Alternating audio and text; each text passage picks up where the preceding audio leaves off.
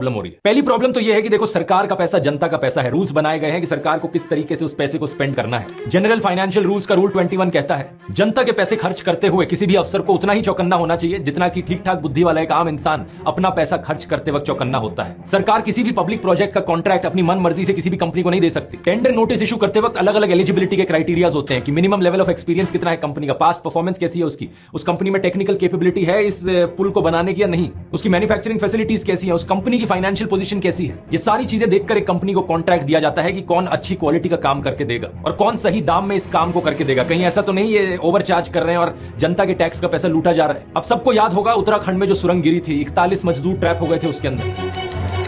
उस सुरंग को बनाने का जो कॉन्ट्रैक्ट था, पता है किस कंपनी को दिया गया था? नवयुग इंजीनियरिंग नाम की कंपनी को। और इस कंपनी ने 2019 और 2022 के बीच में 55 करोड़ की इलेक्टोरल बॉन्ड्स खरीदी थी। एक और किस्सा सुनाता हूं। दिसंबर 2021 में अहमदाबाद में एक अंडर कंस्ट्रक्शन फ्लाईओवर नीचे गिर गया था। इस फ्लाईओवर को बनाया जा रहा था रंजीत बिल्डकॉन नाम की कंपनी के द्वारा। यह तीसरा इंसिडेंट था सेम कंपनी को इन्वॉल्व करते हुए। इंक्वायरी हुई तो पता चला इस कंपनी ने कॉन्क्रीट और कंस्ट्रक्शन की क्वालिटी पर कॉम्प्रोमाइज किया था। लेकिन पता है इसी कंपनी को गुजरात की कई सिविक बॉडीज में ढेर सारे अलग अलग प्रोजेक्ट्स भी दिए गए। वडोदरा, राजकोट, सूरत, अहमदाबाद का गांधीनगर का मेट्रो रेल प्रोजेक्ट भी इसे दिया गया। यह हुआ धंधा। और चंदा कहां है यहां पर?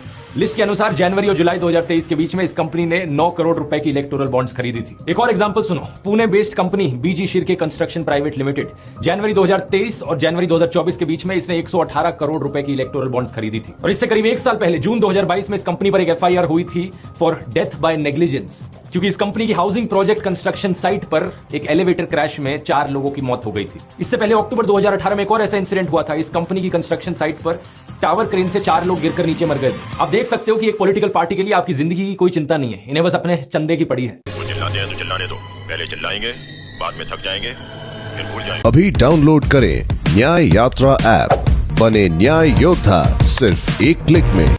डाउनलोड करने के लिए स्कैन करें, गूगल प्ले स्टोर और एप्पल ऐप स्टोर पर उपलब्ध।